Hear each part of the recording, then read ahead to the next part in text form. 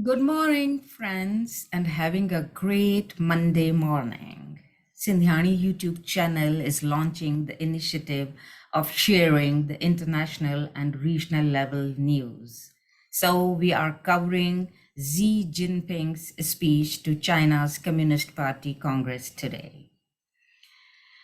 In his early 2 hour address at the Communist Party Congress yesterday, Xi Jinping defended his hardline reign and presented himself as the leader who saved the nation from the pandemic and who can guide the country through danger and uncertainty.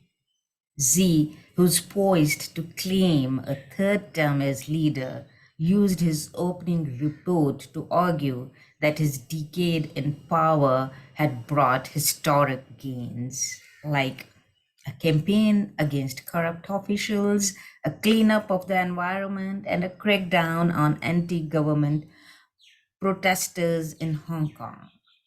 Though he did not mention the US by name, his distrust of the world's other great power was an unmistakable backdrop as Xi warned of potential obstacles ahead. Get the house in good repair before rain comes and prepare to undergo the major tests of high winds and waves and even perilous stormy seas, he said. So Xi's speech represented a movement in the party's focus away from economic development and squarely towards his obsession with security, questioning all ideological and geopolitical challenges to the party's rule. On the economy, his proposals were cautiously and vaguely worded, suggesting some desire to avoid alarming investors, though he held marks more than markets.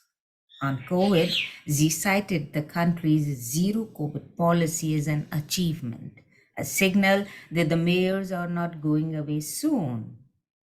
On Taiwan, delegates applauded heartily after Xi said that he wanted to achieve peaceful unification with Taiwan.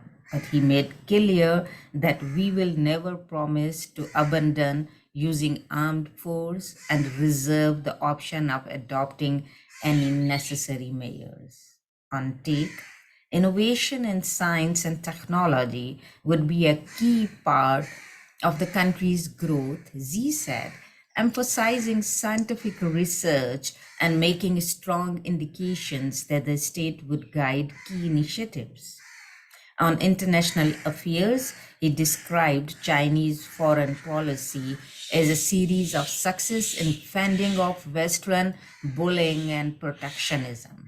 He also called for China to exert further influence on world affairs directly and through institutions like the United Nations. Thank you very much, and courtesy to the New York Times.